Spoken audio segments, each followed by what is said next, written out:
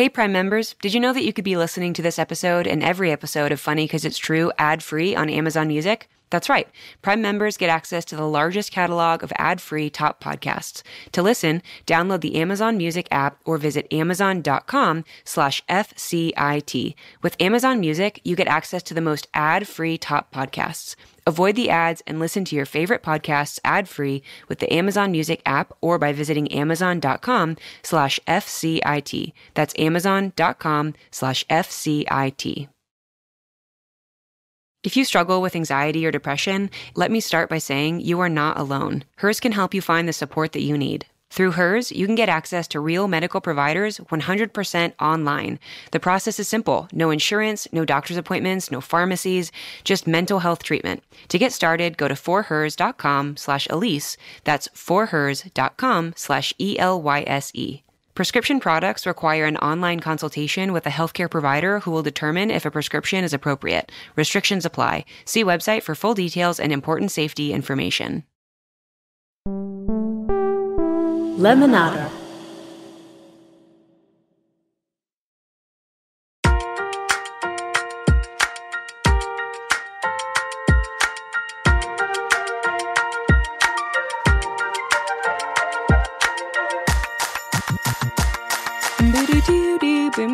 Okay, actually, can you just pretend that you're listening to a fully complete theme song here? I got really in my head, and I tried to make it perfect, and I couldn't. So this is going to be the theme song right here.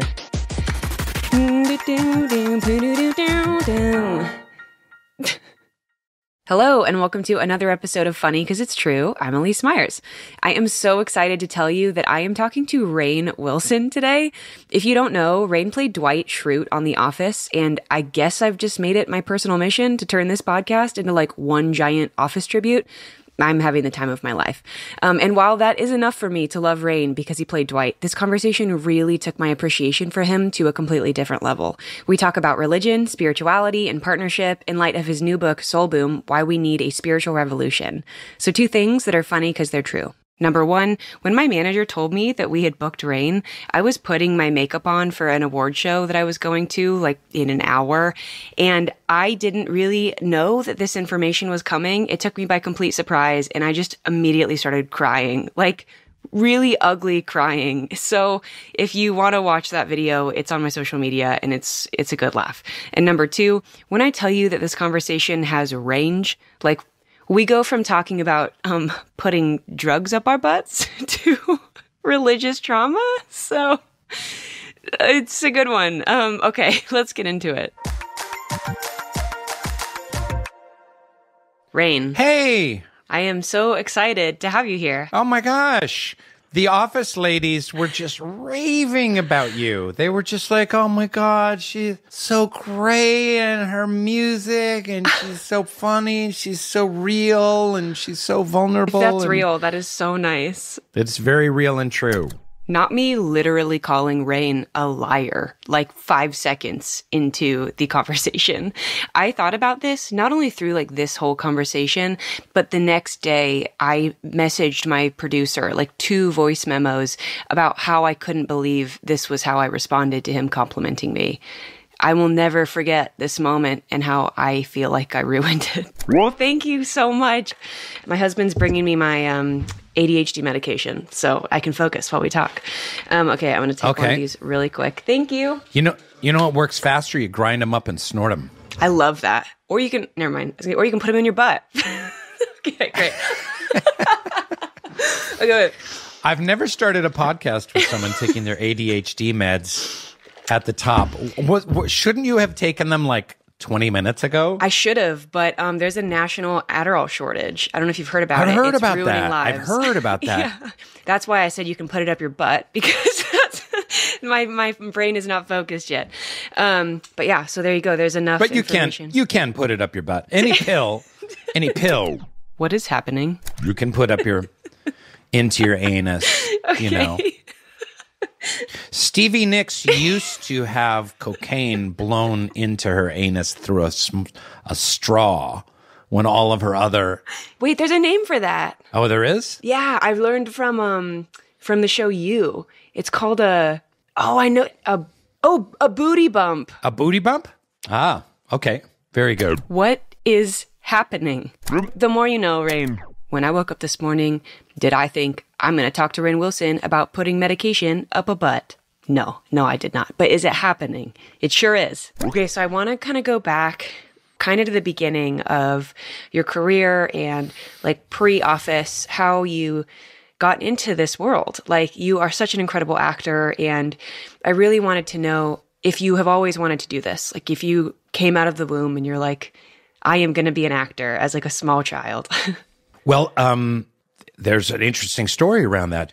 So my parents got a divorce when I was about a year and a half to 2 years old. I stayed with my dad. My mom left. I grew up. I barely saw my mom. I saw her like 5 times before I was like 15 years old. Wow. Early on, it was just this thing. I would watch a sitcom on TV and be like, I want to do that. Oh, wow. And when I first saw a play, I was like, I want to do that. And not only that, I was kind of like, I can do that. Wow. I think I can do that. And did you feel that way about everything or just acting? No, not at all. I didn't feel that way about anything other than acting.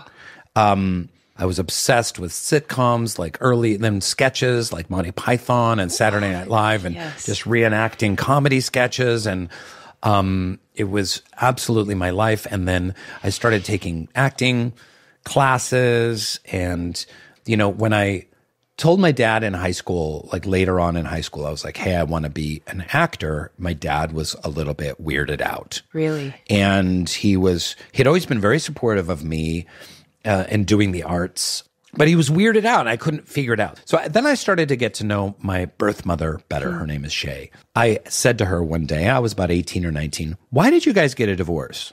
And she said, your dad never told you? I was like, no, he never mentioned it. I would ask him and he would dodge the question. Yeah. And she said, well, when I was in Seattle in the mid-60s, I was an actress. And I was doing plays around Seattle, which I had no idea. And I left your dad because I had an affair with a theater director that I was doing a play with. And so I left him for this theater director, which was only short-lived, but your dad was, at that point, was really heartbroken and really pissed off, obviously, and he was done with the marriage. And I don't blame him for that. But she was like, wow, she was moved to tears. Like, wow, he never told you that. I was like, no, he never said a bad word about you ever, to me, to anyone else. So it was really interesting for me to find out right when I was getting really serious about acting and wanting to go to acting school and stuff like that, that my birth mother had been an actress and I had no idea. And not only that my father was so weirdly disapproving of me being an actor, because he had been heartbroken by his wife being an actress and then having an affair with a theater director. And so there was this kind of like, there were these very complicated, tangled roots into me being an actor. What was that like when you learned that? Like, did you talk to your dad about this weird reaction he was having? Yeah, I did. My dad was, he passed away 2 years ago. Oh, I'm sorry. Which was very sad. And we were very close. But he was not very good, like many of his generation. He was not very good at what we would call emotions. Yep. So he was not very good at expressing and talking about emotions. I'm not necessarily that good, but I love talking about them. Well, I've been in therapy for 20 years, so I love having conversations about them. Anyway. Have you like intellectualized your emotions instead of feeling them? Like, you're good at understanding and talking, you're not as good at feeling them? Yeah, I can talk about them ad infinitum, but can I actually be sensitive? Yeah. In the moment to people and like intuitively sensitive about what someone might need and step in at the right time and with the right timing and sensitivity and grace and like, no, I'm not good at that. But I think that's something that you can train yourself a little bit, but if your parents didn't really teach you about emotions and emotional sensitivity to others, then it doesn't, I don't know how natural it is. Maybe some people naturally just have it, because my parents were just emotionally clueless. But by the time I had moved to New York City to go to NYU and I was doing plays and he came and like saw me in a play, I know he came and saw me play Hamlet in acting school. Wow. And he kind of saw like, oh, he's actually pretty good. This is real. He was very supportive at that point in time. And when The Office got famous, he would buy Office paraphernalia and wear it everywhere. So he would wear a Schrute Farms sweatshirt and Dwight stuff. And so people would say, hey, The Office, I love The Office. He'd be like, that's my son. That's my son. Okay, really quick. This reminds me of when my dad was the manager of an IT department at a college. And when the people that worked with him would find out that I was his daughter, that he was, the father of Elyse Myers, he would be like, yeah, my daughter is the taco girl. And he was so proud to say that. And it just, every time I think about that story, it makes me smile because it's so sweet. He's like, yeah, my daughter, the taco girl. Oh my gosh. He had Dwight on his sweatshirt and Schrute Farms. And I really had to, I was like, Dad, that's really embarrassing to me. No, it's so sweet. But it is pretty darn cute. It's pretty cute. All right, we have to take a quick break. But when we come back, Rainn tells us about how he and his wife made their dreams come true.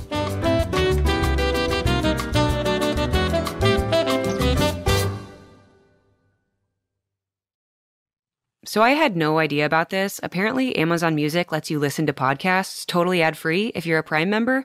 They offer listeners the largest catalog of ad-free top podcasts, including Funny 'Cause It's True. And you may or may not know this, but earlier this year, Amazon Music decided to feature my show on a billboard in Times Square. That was so surreal, you guys. I actually flew out with my family to see it, and I'm so glad that I did. It meant so much to see myself up there. We started just as this small idea to share some of my most embarrassing moments to ending up displaying in the middle of one of the busiest cities in America. Thanks to Amazon Music for showcasing it and helping more people find our show. Amazon Music was proud to feature Funny 'Cause It's True, and so of course I am now happy to feature Amazon Music. There are so many good podcasts on their platform, plus a mind-boggling amount of songs, and Amazon Music wants to help you discover all of it. To listen, download the Amazon Music app or visit amazon.com/FCIT. Avoid the ads and listen to your favorite podcasts ad-free with the Amazon Music app or by visiting amazon.com/FCIT. That's amazon.com/FCIT. Every Plate is just next level creative with some of these recipes. I mean, caramelized onion burgers with Dijon aioli and potato wedges, sweet and spicy ponzu pork meatballs with roasted broccoli and buttery rice. These meals are so indulgent and delicious that you'd never believe that Every Plate is 25% cheaper than grocery shopping. Every Plate can help you get more bang for your buck with 25 tasty and affordable recipes to choose from each week. Plus, you also have your choice of 22 sides, snacks, desserts, and more. Better yet, Every Plate offsets 100% of their carbon footprint to your door, and their meals have a 31% lower carbon footprint on average than supermarket meals of the same portion. What surprised me the most about Every Plate is how quickly the meals come together. Not only am I saving a ton of time by not waiting in line at the grocery store, but I'm usually done preparing dinner and ready to eat in under 30 minutes. Plus, I always have leftovers, which are the best part of cooking, let's be honest. Get started with Every Plate for just $1.49 per meal by going to everyplate.com/podcast and entering code Elyse149. That's everyplate.com/podcast and code Elyse149.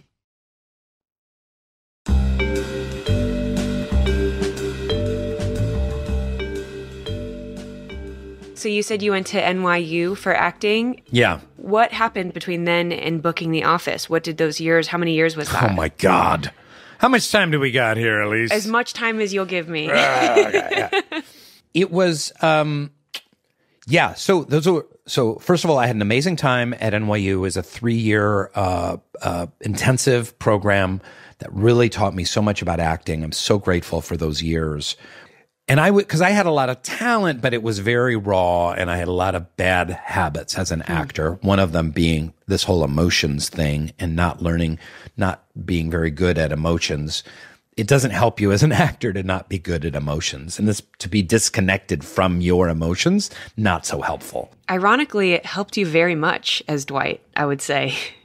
Yeah, I could tap into that kind of odd, alienated. And a lot of people would say to me in interviews when The Office was on, is like, is Dwight autistic? And it's like, well, no, he's not autistic. He might be a little bit on the spectrum in some ways, but he's just, he just has a different relationship to emotions than, a regular human being. Just like Rainn Wilson had a very different relationship to an emotional life as most quote unquote normal people, whatever normal people are. I don't even know what a normal person is. It's all mysterious. But I trained for the theater and I wanted to do theater. I did theater for a long time in New York City, and I never made, just to get really like nuts and bolts, like I never made over 20 grand a year as an actor in New York City in the first 9 years of my career as an actor. Did you supplement with like serving jobs or something like that? Yep.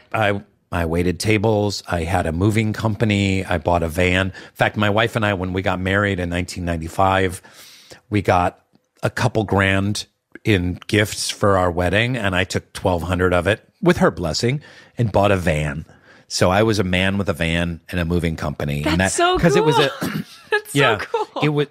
It was a way, and I was a lot skinnier back then, and I didn't have big muscles, but I was very wiry and wily, and I knew how to get futon couches up and down staircases and stuff like that. But it was a great way because I basically could cheat the tax system, and I would get like $40 an hour cash to move people around. And then we had a van so we could go camping. We'd throw a mattress in the back and take our pit bulls and drive up to the Catskills and go camping on a weekend. So how did you know to keep at it?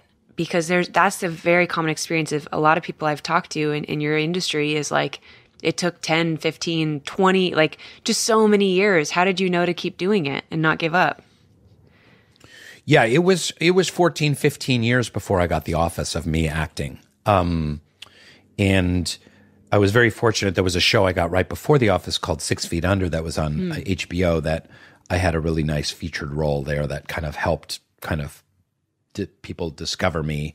But so here's how it worked for me. Like, I wanted to act. I didn't really care about fame. I didn't really care about money. So to me, that wasn't the success metric. It's like, do I get to do what I love was my success metric. Yeah. And what my wife and I were always talking about, like, when do we bail?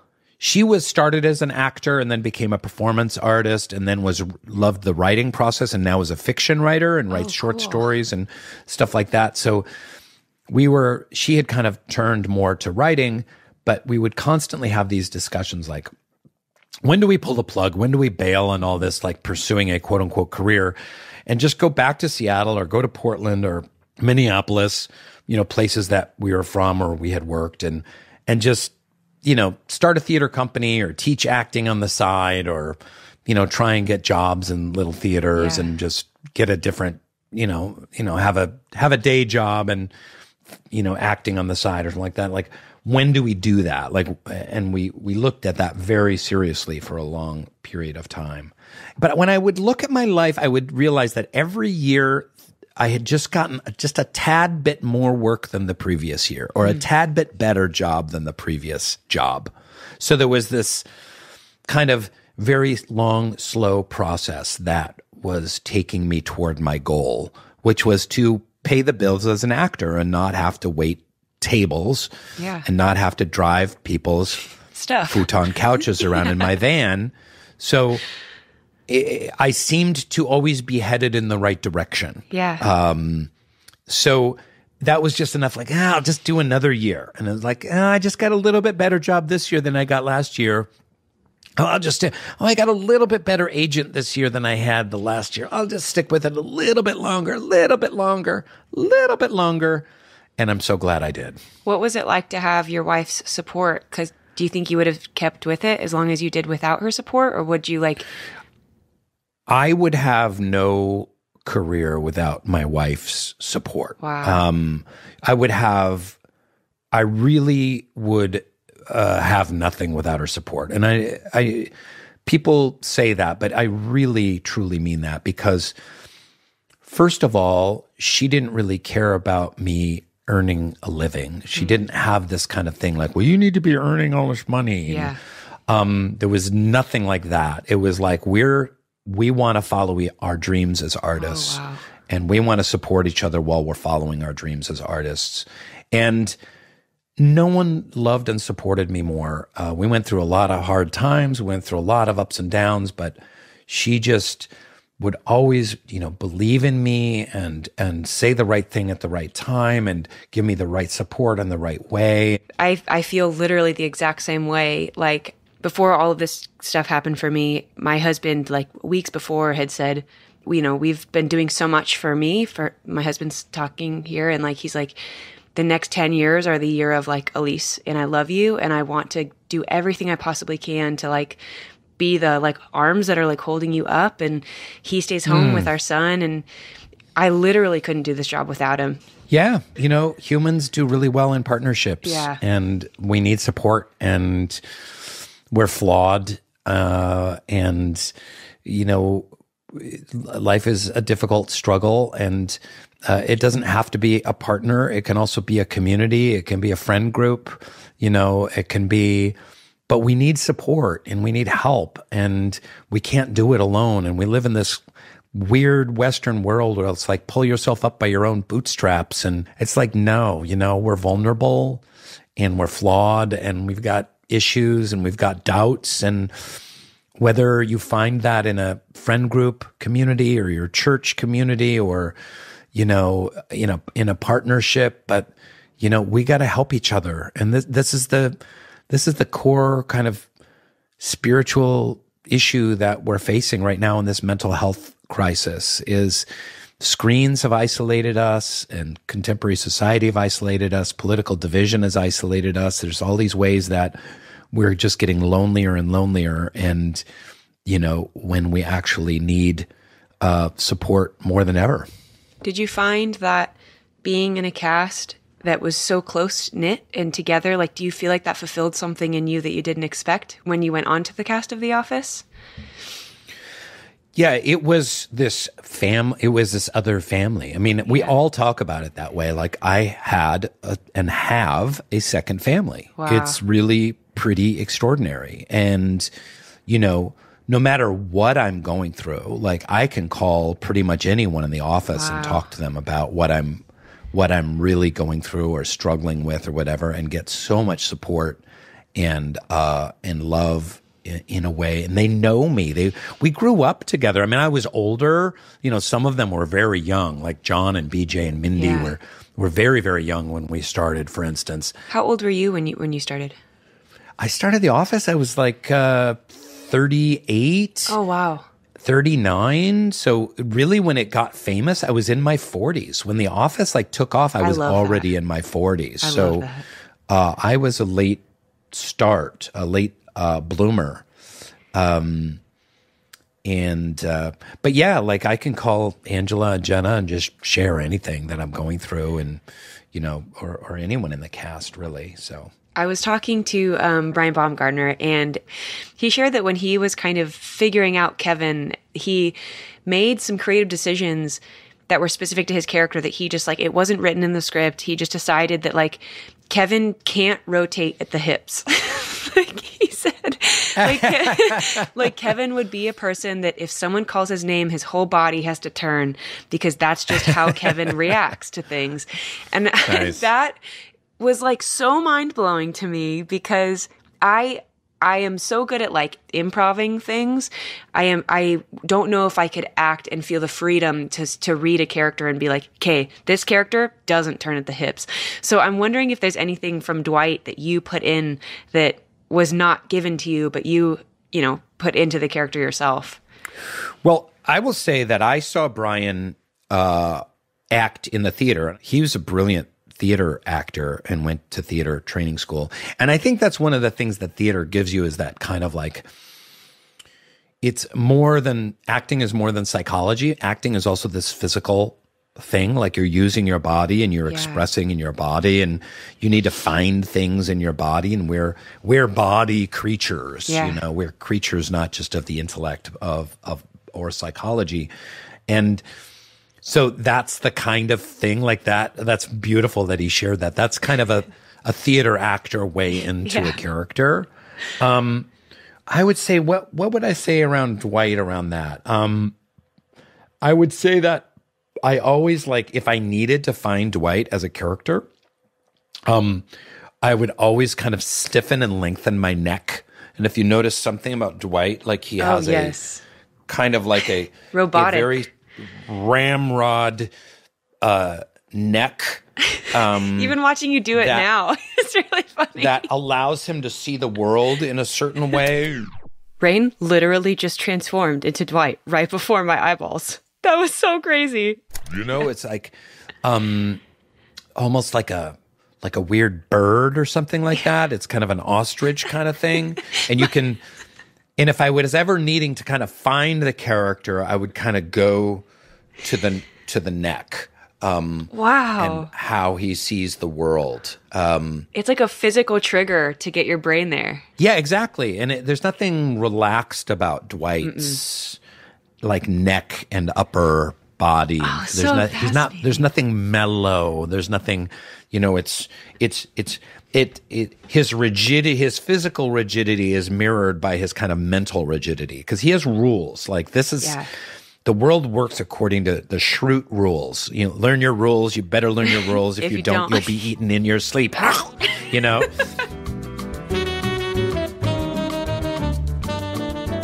Well, now that I've sung the Learn Your Rules song with Rainn Wilson in unison, I'm just going to sit and think about my life while we go to break.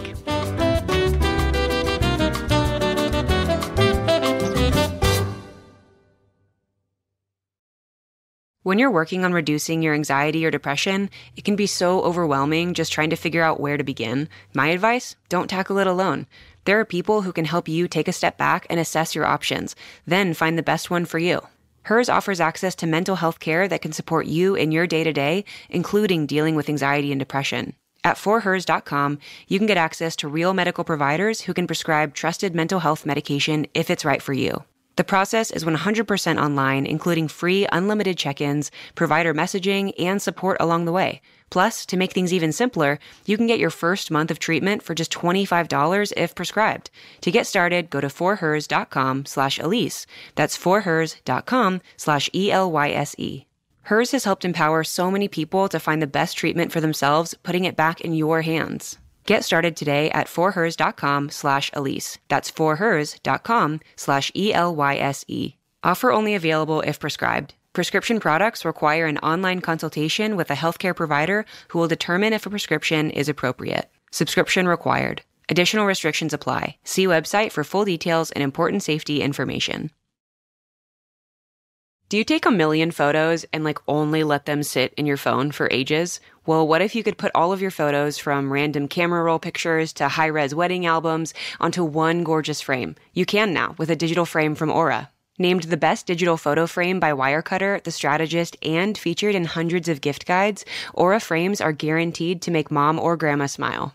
An Aura frame brings all your photos and videos together in one stunning high-resolution display where mom can really enjoy them, aka not a group text or on social media.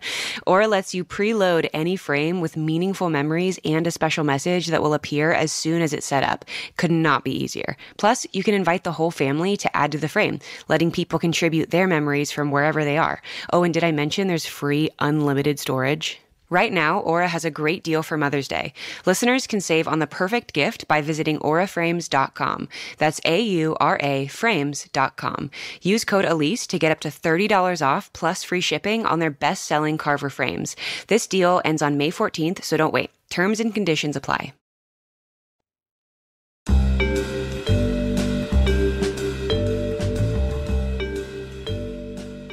Moving on a little bit from The Office, I'm wondering what it was like after you played a character that big. Did you find that character followed you after, and you struggled to find characters that you could play that were not Dwight? Did people see you as that, and it was hard to move past that?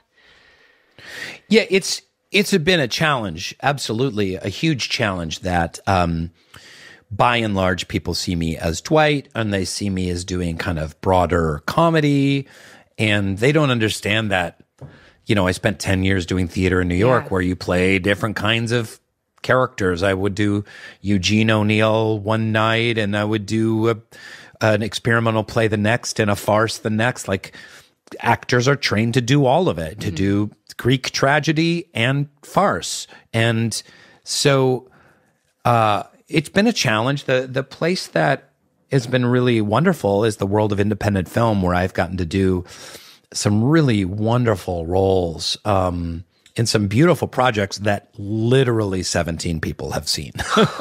But in a way, like, I care, but I don't really care. Like, I did these, there's a movie called The Boy, that's this horror film.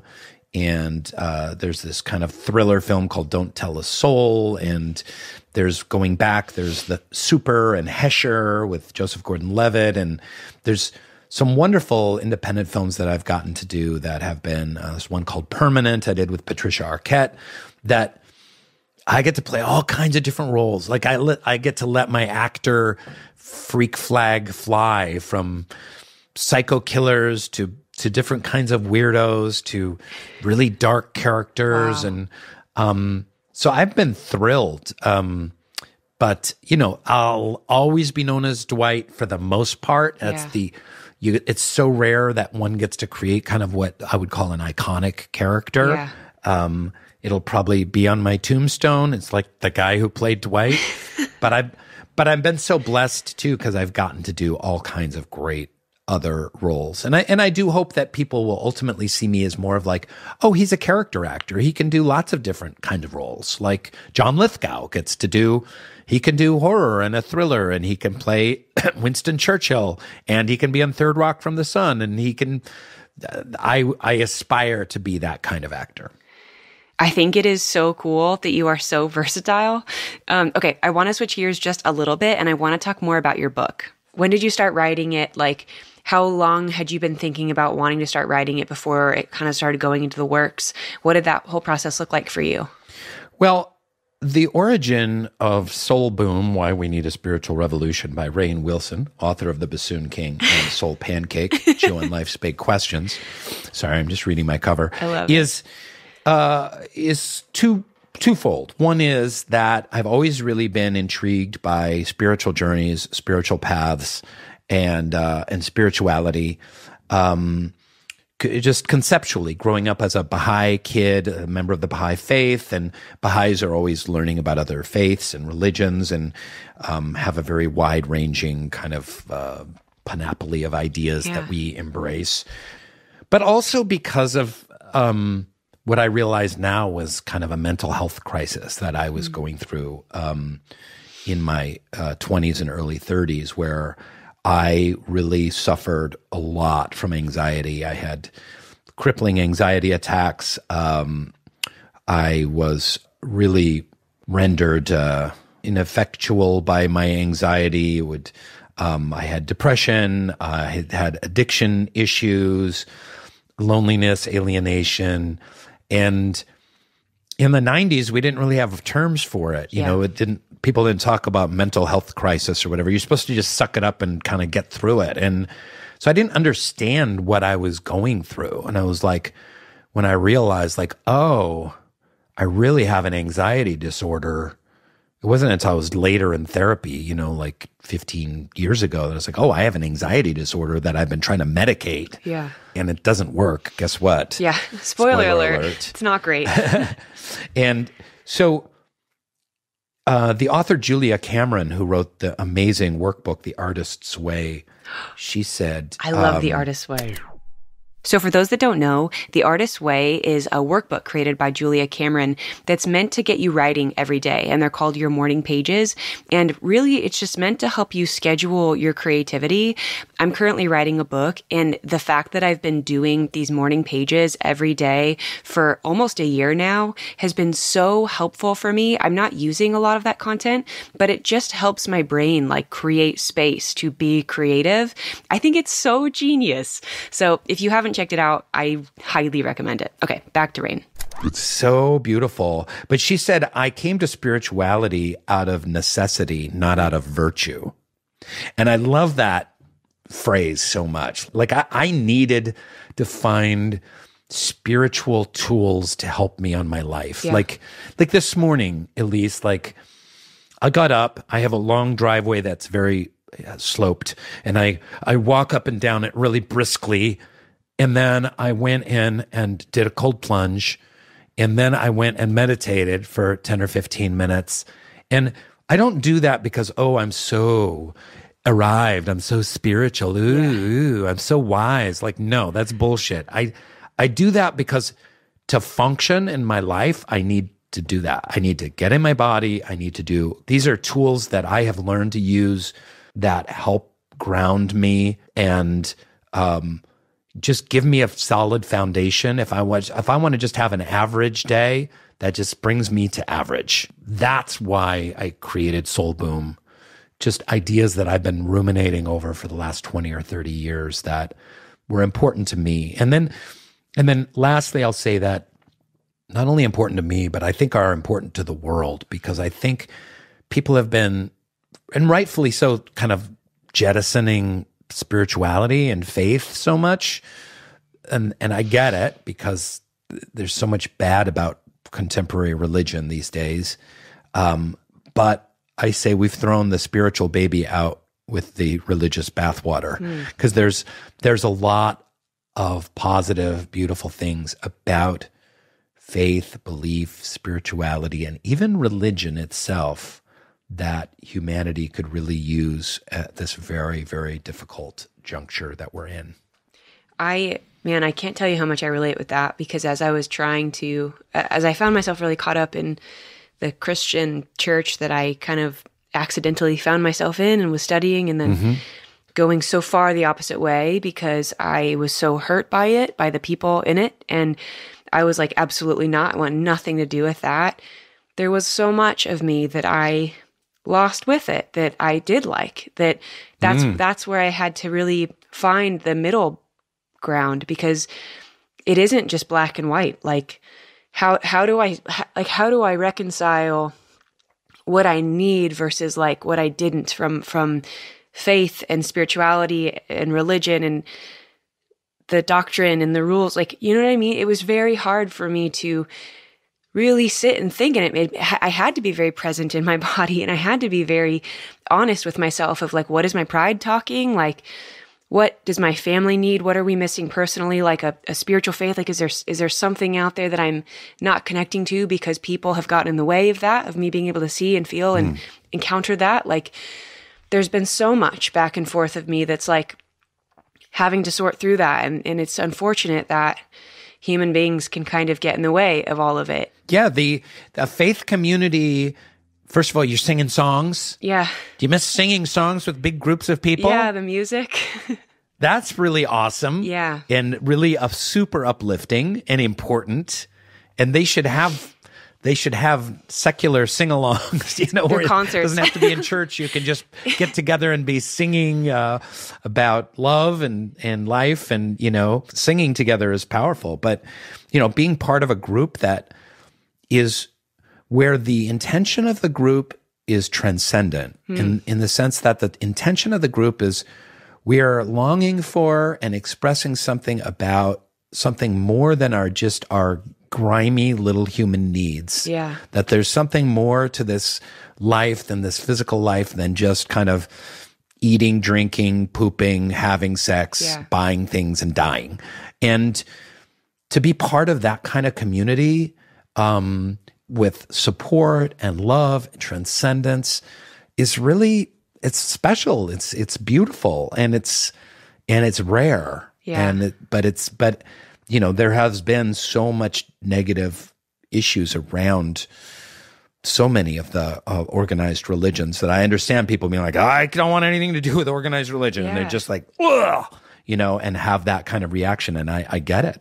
It was a goal of yours when writing the book to take the emotion out of it and kind of give more history, like for people that, like me, like people that experienced church and were hurt by it and now are trying to figure it out. Like, was it more just like presenting all of what and what you've learned about spirituality and religion so that someone can get like a fresh perspective on it? That's very well said, and that's exactly it. It's just about a fresh perspective on spirituality to say we've all been kind of religiously or spiritually traumatized in some way, shape, or form, whether it's through, divisive politics or bad church experience or what have you. We need to refresh and revitalize how we view spirituality and see that there's an incredible amount of inspiration and tools for self-care, for self-love, for self-transformation, and for building community. I'm not trying to convert anybody to anything. It's just hey, let's just talk about some spiritual tools and concepts and, and see what happens. Really cool. Well, Rainn, thank you so much for joining me today. I can't believe I got to meet you. I just want to give you a big internet hug. It was so good to meet you. There you go. It's such a pleasure meeting you. I love what you do. I love your honesty, your vulnerability, and awesome sense of humor. And so thrilled to be on your show. Thank you for having me. Thank you. All right, that's it for my conversation with Rainn Wilson. Check out his latest book titled Soul Boom, out April 25th. Thank you so much for listening. And as always, if you like the show, give us a rating and a review. It helps listeners find us. Okay, be back next week. Bye. There's more Funny 'Cause It's True with Lemonada Premium. Get access to all of Lemonada's premium content, including My 5 Questions with Rainn Wilson, coming out this Friday. Subscribe now on Apple Podcasts. Funny 'Cause It's True is a Lemonada Media and Powder Keg production. The show is produced by Claire Jones, Zoe Dennis, and Linnea Tony. Our associate producer is Tiffany Bowie. Rachel Neal is our senior director of new content, and our VP of weekly production is Steve Nelson. Executive producers are Stephanie Whittles-Wax, Jessica Cordova-Kramer, Paul Feig, Laura Fisher, Kesla Childers, and me, Elyse Myers. This show is mixed by Johnny Vince Evans, additional help from Noah Smith and Ivan Krayev. Our theme song music was written by me and scored by Xander Singh. Follow Funny 'Cause It's True wherever you get your podcasts, or listen ad-free on Amazon Music with your Prime membership. Boo-doo-doo-doo-boom-doo.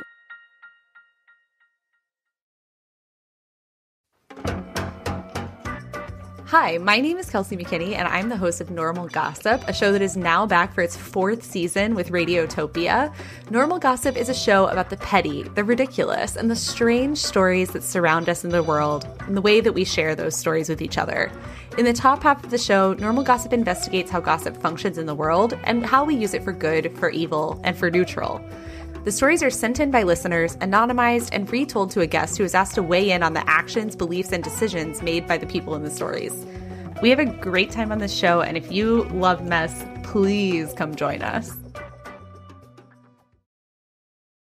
If you love Lemonada content, a quick, easy, and free way to help us keep our shows running is to fill out our anonymous listener survey. By just answering a few questions, you can help us find new brands to connect with and also share feedback about show content you'd like to see across the network. And even better, once you've completed the survey, you can enter for a chance to win a $100 Visa gift card.